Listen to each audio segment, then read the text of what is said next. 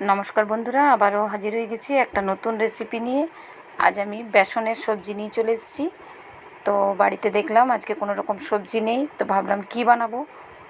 তো দেখলাম বেসন আছে, তো বেসন দিয়ে আর পেঁয়াজ দিয়ে এই রেসিপিটা তৈরি করে দেখাবো। মাত্র কয়েকটা উপকরণ দিয়ে রেসিপিটা তৈরি হয়ে যায় আর এতটাই টেস্টি হয়। অনেকে অনেক রকমভাবে বেসনের সবজি বানিয়ে খেয়েছেন, হয়তো বেসনের বড়া তৈরি করে।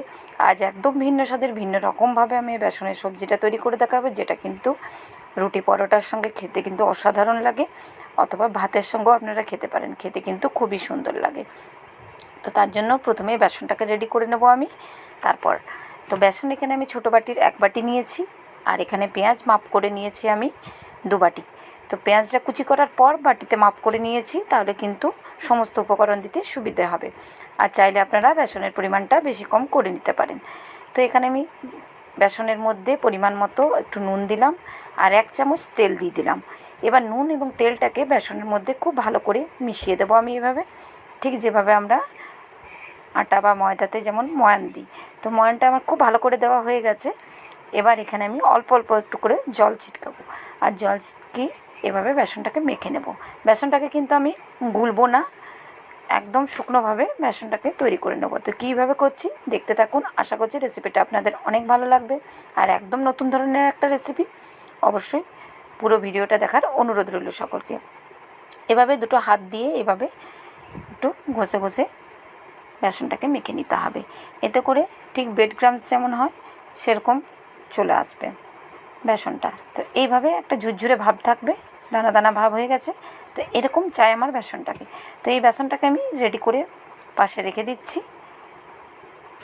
এটা রেডি হয়ে গেছে আমার, এটাকে পাশে সরিয়ে রেখে দিচ্ছি। এবার আমি রেসিপিটা শুরু করছি। কড়াই বসিয়ে দিয়েছি, কড়াইয়ে পরিমাণ মতো সরষের তেল দিয়ে দিচ্ছি। তেলের পরিমাণটা একটু বেশি লাগবে, যেহেতু পেঁয়াজের পরিমাণটা একটু বেশি আছে আমার। তো তেলটা ভালো করে গরম হয়ে গেছে। এবার এখানে আমি ছোটো চামচের 1 চামচ ভর্তি করে গোটা জিরে ফোড়ন দিলাম। অবশ্যই জিরের পরিমাণটা একটু বেশি দেবেন, খেতে ভালো লাগবে। তো 1 চামচ আমি ভর্তি করে দিয়ে দিয়েছি। জিরেটা ভালো করে ফোড়নটা ভাজা হয়ে গেছে। এবার কেটে রাখা পেঁয়াজটা দিয়ে দিলাম, দিয়ে ভালো করে ভেজে নেব আমি।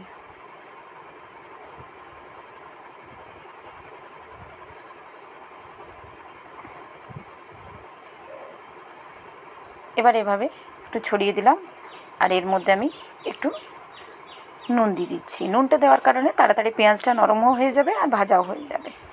এবার নেড়ে চেড়ে নেব, 1 থেকে 2 মিনিট অন্তর অন্তর পেঁয়াজটাকে আমি এভাবে নেড়ে চেড়ে ভেজে নেব। একটা সুন্দর হালকা কালার আসবে সেই পর্যায়ে। আবারও নেড়ে চেড়ে নিলাম, দেখুন অনেকটাই পেঁয়াজটা নরম হয়ে গেছে আর পরিমাণেও অনেকটা কমে এসছে।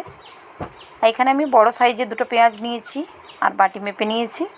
ছোটো বাটির 2 বাটি হয়েছে পেঁয়াজ কুচোনো আমার। আপনারা পরিমাণটা বেশি কম করে নিতে পারেন।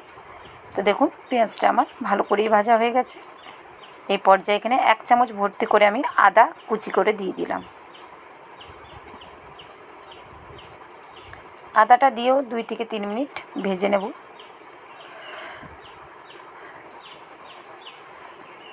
দিয়ে এভাবে 2 মিনিটের মতো আদাটাকেও ভেজে নিলাম পেঁয়াজের সঙ্গে। এই পর্যায়ে পেঁয়াজটা আরও একটু ভাজা হয়ে গেল। এবার যে বেসনটা আমি রেডি করে রেখেছিলাম সে বেসনটা দিয়ে দিলাম এর উপর।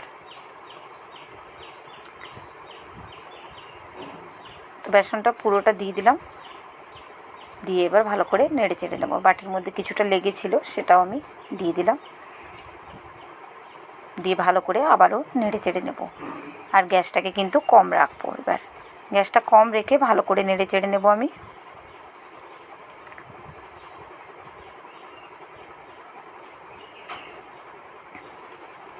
তো এইভাবে গ্যাসটাকে কম রেখে করতে হবে, তা নাহলে তলায় লেগে যেতে পারে। আর পেঁয়াজটা দেখুন খুব ভালো করে আমার এই পর্যায়ে কিন্তু ভাজা হয়ে গেছে।